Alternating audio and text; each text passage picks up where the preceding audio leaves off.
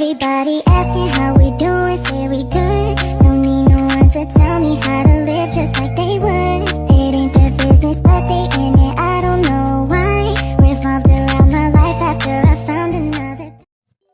Baik, perkenalkan, nama saya Petri Nabila Kiranagea akan mempraktekkan tata cara etika batuk. Etika batuk merupakan tata cara batuk yang baik dan benar.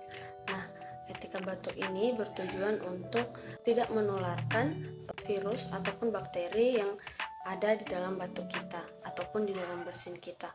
Nah, ada beberapa cara melaksanakan etika batuk.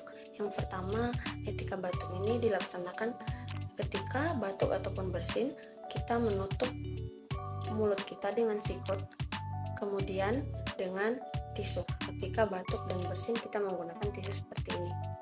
Nah, kemudian kita sedang berada di luar ruangan, kita wajib menggunakan yang namanya masker.